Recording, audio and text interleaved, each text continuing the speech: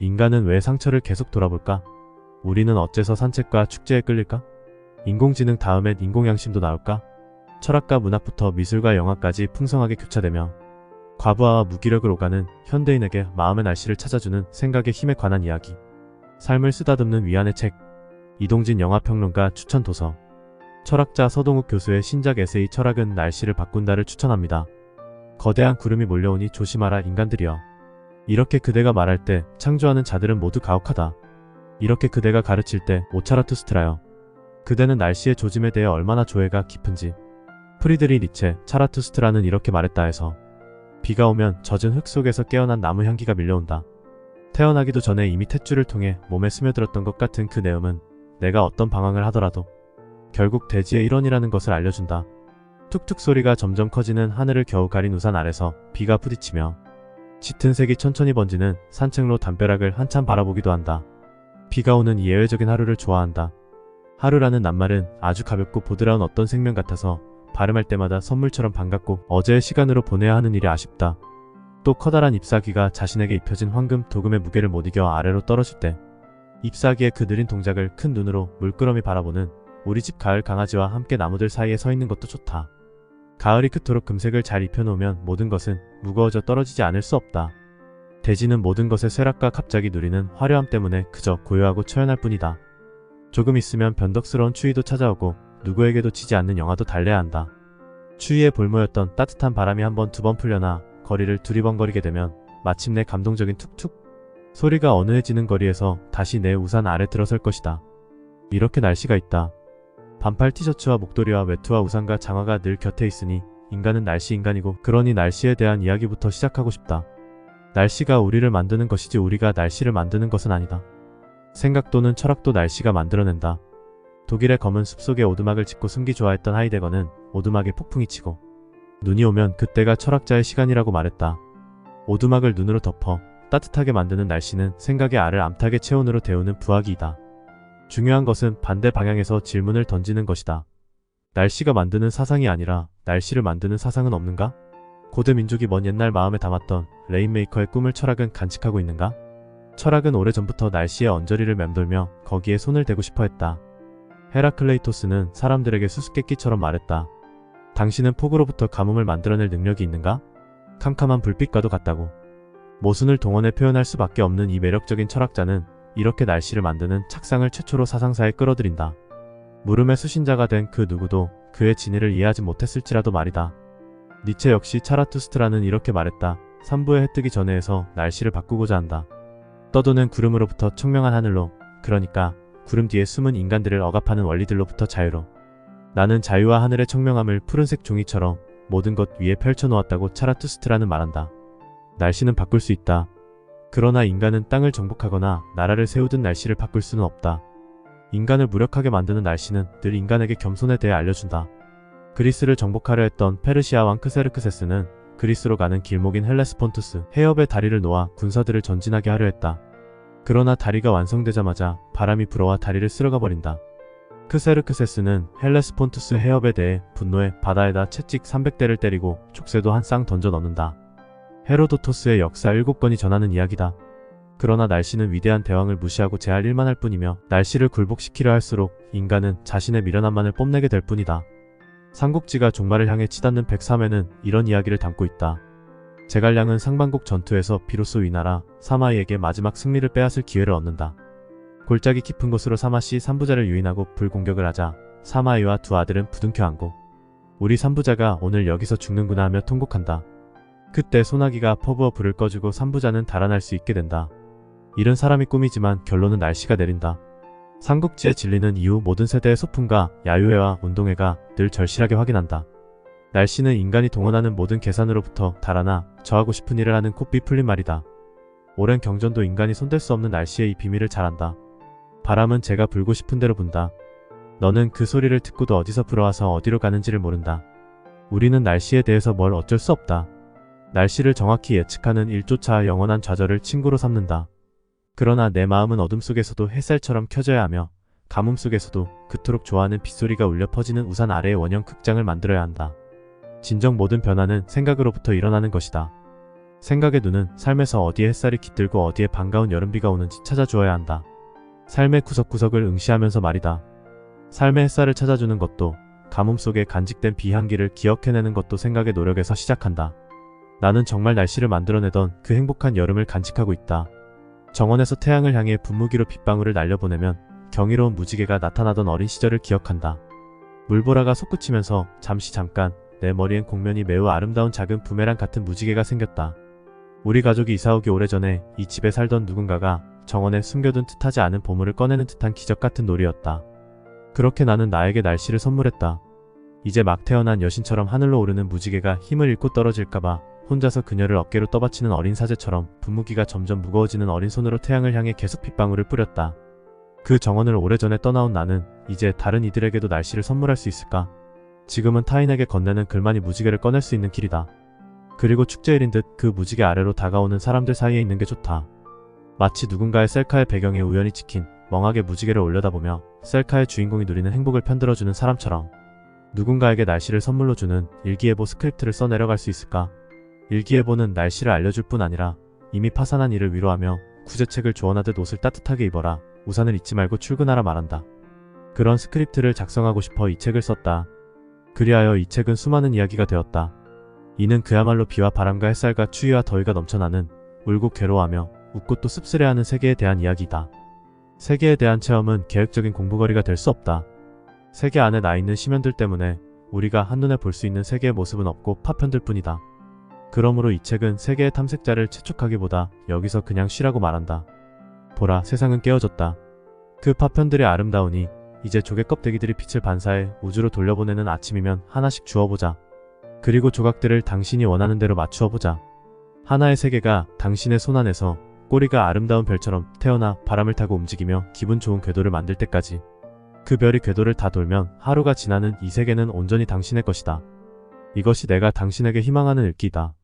사랑하는 이의 웃음은 태양 아래 마개를 연 환타 한 병처럼 세상을 오렌지 빛깔로 만든다. 분명 두 사람 위를 지나간 것은 기상청의 예보를 바꾸고 갑자기 자신의 항로를 만들며 나타난 태양이다. 탄산수 한 병이 분무기처럼 뿌려대는 입자의 우주 속의 물처럼 빛처럼 나타난 태양. 삶은 곧 파괴될 것을 알면서도 영원히 그것을 응시하며 웃고 싶다. 모든 장애물을 걷어내고 자신의 날씨를 찾게 된 순간에 일상의 작은 문으로 들어서는 그 놀라운 순간에 대한 감사를 간직하지 않았다면 나는 글을 쓰지 않았을 것이다. 2024년 봄을 건너다보며 서동욱. 삶, 우주, 그리고 모든 것에 대한 해답. 우리는 늘 해답에 대해 목말라 한다. 높은 성적을 얻을 수 있는 해답, 직장에서 성공할 수 있는 해답, 이상형을 만날 수 있는 해답. 우리는 이런 해답을 향한 편리한 최단거리를 발견하지 못해 안달한다. 그래서 옆 사람이 만들어 놓은 답을 슬쩍 가져다 써본다. 남의 공부 방법을 모방해보기도 하고 각종 노하우를 수집해보기도 한다. 그런데 이것이 정답이라고 남들이 자랑하는 게 내 경우엔 잘 적용되지 않는다. 도무지 왜 정답이라고 하는지조차 이해되지 않는다. 해답을 주제로 한 소설이 있다. 개그를 우주적 차원의 교양시처럼 읊고 터무니없음이 대단한 예술이 될 수 있음을 보인 더글러스 애덤스의 재기 넘치는 작품 문하수를 여행하는 히치하이커를 위한 안내서이다. 이 소설의 골격을 이루는 이야기가 바로 삶, 우주, 그리고 모든 것에 대한 해답이다. 아득한 옛날 우주에서 두 번째로 똑똑한 컴퓨터인 깊은 생각에게 사람들은 삶, 우주, 그리고 모든 것에 대한 해답이 무엇이냐는 질문을 던진다. 컴퓨터는 750만 년 동안 연산한 뒤 답을 주면서 답이 마음에 들지 않을 것이라고 말한다. 답은 42. 해답은 얻었지만 도무지 왜 42가 해답인지 이해할 수가 없다. 컴퓨터는 말한다. 제대로 된 질문을 던지지 않았기 때문이라고. 솔직히 말씀드리자면 제 생각에 문제는 여러분이 본래의 질문을 정확히 파악하지 못한 데 있는 것 같습니다. 컴퓨터가 말했다. 하지만 그건 위대한 질문이었어. 삶, 우주 그리고 모든 것에 관한 궁극적인 질문. 눈컬이 으르렁거렸다. 그래요. 하지만 실제로 그게 뭘까요? 바보들을 기꺼이 참아주는 듯한 분위기를 풍기며 깊은 생각이 말했다. 망연자실한 침묵이 서서히 그들을 스치고 지나갔다. 그들은 컴퓨터를 뚫어져라 쳐다보다가 서로의 얼굴을 바라봤다. 글쎄, 그냥 모든 것, 룬컬이 자신없이 말했다. 바로 그렇습니다. 그러므로 진짜 질문이 무엇인지 알게 되면 그 해답의 의미 역시 알 수 있게 될 것입니다. 깊은 생각이 말했다. 그러면서 제대로 된 질문을 찾기 위해 새로운 컴퓨터를 만들 것을 제안하는데 그 컴퓨터가 바로 지구이다. 저는 제 다음에 올 바로 그 컴퓨터에 대해서 말하고 있는 겁니다. 저 같은 것은 그것의 일개 작동 변수조차 계산할 수 없는 그 컴퓨터 말입니다. 깊은 생각은 그리스도의 도래를 예견하는 세례 요한처럼 이야기하고 있다. 해답이 아닌 질문을 찾기 위한 컴퓨터인 지구는 오랜 세월 그 질문을 연산해내고 마침내 출력 직전에 도달한다. 지구는 과연 제대로 된 질문에 도달했을까? 이 이야기는 제대로 된 질문을 통해 얻어지는 것이 아니라면 설령 해답이 주어지더라도 그것은 호두알처럼 꼭 닫힌 채 우리의 이해를 허락하지 않을 것이라고 말하고 있다. 우리는 성급하다. 그래서 남이 찾은 답안을 빌려서 빨리 사용해 보려는 유혹을 떨치지 못한다. 성공적인 사업의 해답, 공부의 해답을 찾아 이리저리 몰려다닌다. 그런데 남들이 찾아낸 해답이 자기 자신에게도 꼭 맞던가? 얼마간 참고는 될지 몰라도 결코 자신을 위한 해답은 되지 못할 것이다. 왜 그런가? 해답이란 그 해답을 얻어낸 질문과 뗄 수 없이 연결되어 있으며 따라서 활짝 핀 꽃송이를 꺾어가지듯 해답만을 똑 따낼 방법은 없기 때문이다. 해답이란 문제로부터 필연적으로 도출되는 결과이다. 해결해야만 하는 문제가 해답의 범위와 성격을 결정하는 것이다. 그리고 해결해야만 하는 문제는 각자가 앓는 저만의 질병처럼 각자의 삶으로부터만 피어오른다. 가령 프랑스 작가 클로드 시몽은 자신의 문체에 대한 고민에 빠졌을 때 미국 작가 윌리엄 포크너의 소설을 접하고서 어떻게 문체를 구사해야 하는지 해답을 찾았다. 포크너의 소설은 클로드 시몽 이전에도 읽혔고 그 이후에도 읽히고 있지만 모든 사람이 아니라 오로지 자신만의 문제를 품고 있던 시몽에게만 해답이 되어준 것이다. 러시아 민요 또한 많은 사람의 귀에 울려 퍼졌지만 교향곡을 착곡하며 악상에 대한 고민에 빠졌던 베토벤에게만 해답이 되어 민요조의 분위기를 지닌 7번 교향곡의 사악장을 완성할 수 있도록 해주었다. 해답은 널려있지만 제대로 된 문제를 가진 사람의 눈에만 보인다. 아무런 문제의식 없는 빈털터리가 그것을 집어들면 그저 돌멩이 아니면 영문 모를 40이라는 숫자로만 나타난다. 소설로 돌아가 보자. 삶, 우주, 그리고 모든 것에 대한 해답이 문제이기나 한 것인가? 이 추상적이고 포괄적인 문제는 모든 것을 노력 없이 단번에 알아내겠다는 미련한 욕심의 표현에 불과하다. 마치 전혀 공부하지 않은 이가 침대에 빈둥거리며 누워 내일 시험에서 100점 맞을 궁리를 하는 것처럼 저 질문의 정답은 확실히 42이다. 그러나 질문을 자신의 삶에서 절실하게 표현하지 못한 이에게 질문은 추상적인 남의 질문이며 따라서 해답 역시 이해할 수 없는 것이다. 저 거대한 무제가 제대로 된 질문의 모습이 되기 위해선 의미심장하게도 지구라는 컴퓨터가 자신의 장관 전 역사를 조금도 건너뛰지 않고 하나하나 몸소 체험해야 했다. 모든 삶은 위안을 필요로 한다. 강한 이에게도 약한 이에게도 삶은 끌고 가기 힘든 수레인 까닭이다. 우리는 무엇에 위로받는가? 어떤 이들은 희망이나 미래나 발전 같은 말이 우리를 지탱해준다고 이야기할지도 모르겠다. 이런 개념들은 물론 의미 있으나 위안을 준다기보다는 우리에게 과제를 부여하는 것 같다. 희망이나 미래나 발전을 어떤 내용으로 꼭꼭 채워 넣으라고 요구하는 것 같다. 겨울바람이 지나다니는 문 없는 폭도처럼 삶이 고달프게 내던져져 있을 때 우리는 무엇으로부터 위로받는가? 모든 이에겐 그들을 따뜻하게 감싸는 것이 있다.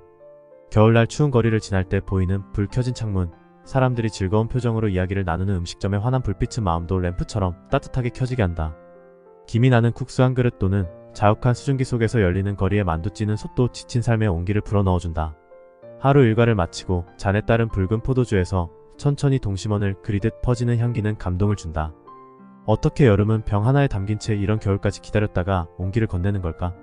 이 모든 것들은 관념처럼 머리를 통해서가 아니라 신체에 직접 퍼지며 기운을 나누어준다. 우리의 삶은 우리 신체 속에 깃들어 있고 먹거리는 신체를 그가 가장 잘 알아듣는 말로 위로하는 마술이다.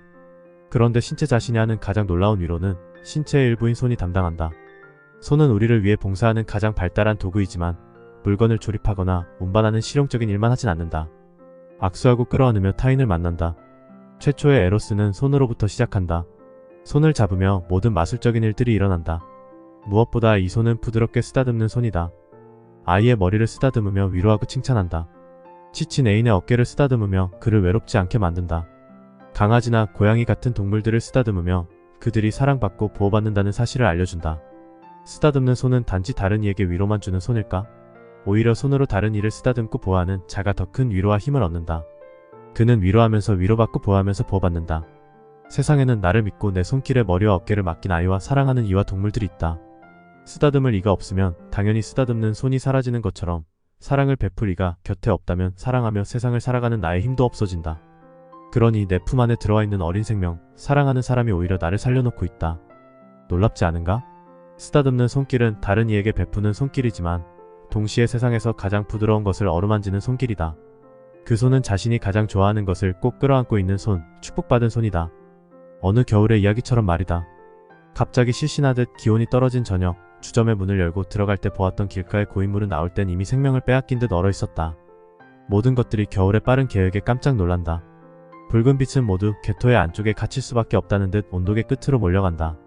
무례한 운전자처럼 속도를 내며 골목길을 빠져나가는 차가운 바람을 피하며 우리는 걸었고 너는 점점 짧아지는 나무 끝에서 곧 떨어질 것 같은 성냥불처럼 떨기 시작했다. 금이 가고 있다는 사실을 겨우 참아내는 차가운 조각상이 된 너의 손을 잡아 내 외투 주머니에 넣었다. 온기 속에서라면 내 손은 현들 위에서 쉴 새 없이 춤추며 현들을 고독에서 깨어내고 생명들이 살아있도록 음악을 들려주고 있었을 것이다. 그러나 지금은 손이 생명을 받아야 할 시간이다. 이윽고 내 손 안에선 작은 지구가 조금씩 움직여 계절을 바꾸려 했고 이내 봄과 초여름이 겨우 부화한 동물들처럼 조심조심 움직였다. 그렇게 나는 내 손을, 아니 지구 하나를 쥐고 있었고 두 손이 잠시 피해 있던 외투 주머니 속에선 별자리들이 어지럽게 움직이며 모든 것이 무사할 것이라 말하듯 날씨가 바뀌었다. 하나의 손이 또 다른 손에게 다가가 내가 나의 전부라며 가만히 안아줄 때 삶의 햇살을 찾아주는 것도 가뭄 속에서 비 향기를 기억해내는 것도 생각으로부터 시작된다. 흐린 일상의 무지개를 그리는 위안의 말. 삶이 우리를 마구 다룬다는 느낌이다. 아무 생각할 틈도 주지 않은 채 삶은 우리를 이리저리 끌고 다닌다. 멈추어야 할 시간이다. 이 책은 그렇게 멈추어 선 당신에게 말을 건넨다. 색종이를 뒤집듯 삶의 이면을 바라보자. 그리고 당신이 늘 버스를 기다리던 정거장을 오늘은 지나쳐 걸어가보자. 색종이의 뒷면에는 아무런 환상이 없고 오늘 버스를 타지 않은 당신은 무용한 인간이다. 삶이 약속했던 환상도 유용성도 잃은 당신에게 이 책은 말을 건넨다. 비로소 삶에 대해 같이 공부해볼 시간이라고. 내가 살던 삶이 나의 것이었는지 물어볼 시간이라고. 국내 최고의 들레즈 사상 연구자이자 시인과 평론가로도 활동하며 타자, 문제에 깊이 천착해온 서강대학교 철학과 서동욱 교수는 이 책에서 날씨를 찾아주는 생각을 써내려간다. 철학, 문학, 미술부터 영화, 만화, 게임까지 온갖 영역이 풍성하게 교차되는 40편의 글들이 익숙한 단어의 뒷면을 들추며 흐린 일상을 깨운다. 그의 글 속에서 익숙한 개념들은 낯설어진다. 익숙한 것에서는 무거움을, 무거운 것에서는 가벼움을 찾아내는 각각의 글은 인간이 성장하고 성숙하는 데 필요한 것들, 반복 속에서 필멸하는 삶을 마주하는 법, 평범한 일상의 보석처럼 숨겨진 위안, 우리가 예술에 위로받는 이유 등에 관한 통찰을 담고 있다. 모든 변화는 생각에서 시작된다는 말에 힘을 보여주는 사유를 따라가다 보면 어느새 달라진 머릿속의 날씨도 확인하게 될 것이다.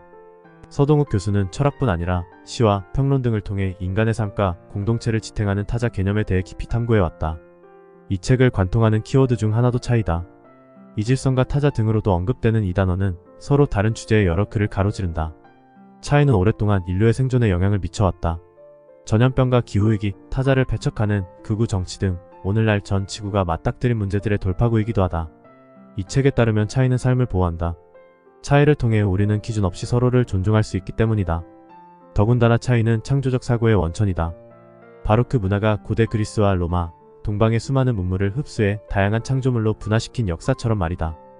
이 책이 현대사회의 온갖 위기를 이야기하면서 차이, 즉 타자와 이질성을 대하는 태도를 끈질기게 들여다보는 이유다. 예를 들어 우리는 숙주로서 기생충을 불편해하지만 이 책은 기생충이 숙주의 동일성을 흔들어 새로운 차원으로 이끈다는 점에 주목한다. 로마의 건국 신화부터 식민지 역사까지 아우르는 바다에 관한 3편의 글 또한 타자가 열어주는 새로운 길로 수렴되는데 이는 바다가 연결이 아닌 적대의 장소로 바뀐 오늘날 현실에 울림을 준다. 피타고라스계, 니체의 말, 데리다의 고양이 등 동물을 사유했던 철학자들의 이야기 속에서 이러한 타자의 범위는 인간에 국한되지 않는다. 마음의 날씨, 그리고 세계의 날씨를 바꾸는 방법으로 이 책은 질문의 힘도 강조한다. 은하수를 여행하는 히치하이커를 위한 안내서에서는 컴퓨터가 750만 년의 연산 끝에 삶, 우주, 그리고 모든 것에 대한 해답을 내놓지만 누구도 이해하지 못한다. 제대로 된 질문을 던지지 않았기 때문에 그 답을 이해할 수 없었다. 해답이란 그 해답을 얻어낸 질문과 뗄 수 없이 연결되어 있으며 활짝 핀 꽃송이를 꺾어가지듯 해답만을 똑 따낼 방법은 없기 때문이다. 제대로 된 생각도 제대로 된 질문에서 나올 것이다. 인공지능에 대해서도 선망과 공포 한쪽으로 치우치기보다는 인공지능이 가치 판단을 할 수 있는 존재가 될 수 있는지, 그리고 인간이 어떻게 적응할 것인지가 문제의 핵심이라고 본다. 모두가 주목하는 인공이라는 단어 대신 지능에 초점을 맞춰 질문했기에 나올 수 있는 생각일 것이다. 이 책에서는 바보와 천재도 비슷한 단어로 묶인다. 어떻게 창조하는가의 관점에서는 둘 다 규칙을 뒤집는다는 공통점을 보여주기 때문이다. 쇼펜하우어에 대한 열광은 각박한 일상에서 삶의 허무에 대한 인정이 차라리 힘을 주기 때문일 테지만 이는 말 그대로 예방주사일 뿐이다. 우리가 더 나은 사람이 되거나 더 좋은 삶을 사는 방법은 알려주지 않는다. 그러니 이 책을 나침반 삼아 낯선 질문을 던져보면 어떨까? 그렇게 만든 생각이 우리 마음의 날씨를 바꾸고 서로에게 날씨를 선물할 수 있을 때까지. 이 책의 저자 서동욱은 철학자이자 시인, 문학평론가이다. 벨기에 루뱅대학교 철학과에서 들레즈 연구로 박사학위를 받았고 서강대학교 철학과 교수로 재직하고 있다. 1995년부터 개간 세계의 문학 등의 시와 비평을 발표했다. 루뱅대학교와 어바인 캘리포니아 주립대학교 등에서 방문 교수를, 오하이오 주립대학교에서 방문 작가를 지냈다. 한국 프랑스 철학회장을 역임했으며 개간 철학과 현실 편집위원으로도 활동 중이다. 지은 책으로 차이와 타자, 들레즈의 철학, 일상의 모험, 철학 연습, 생활의 사상, 타자 철학, 차이와 반복의 사상, 익명의 밤 등이 있으며 시집 랭보가 시쓰기를 그만둔 날, 우주전쟁 중에 첫사랑, 공면의 힘을 펴냈다. 엮은 책으로 싸우는 인문학, 미술은 철학의 눈이다. 철학의 욕조를 떠도는 과학의 오리인형, 한평생의 지식 스피노자의 귀환이 있고 시집 거대한 뿌리여, 괴기한 청년들이여, 별은 시를 찾아온다. 온몸으로 밀고 나가는 것이다도 엮었다. 들레즈의 칸트의 비판 철학, 프루스트와 기호들과 레비나스의 존재에서 존재자로 등을 우리말로 옮겼다. 지금까지 삶을 쓰다듬는 위안의 책 철학은 날씨를 바꾼다 였습니다.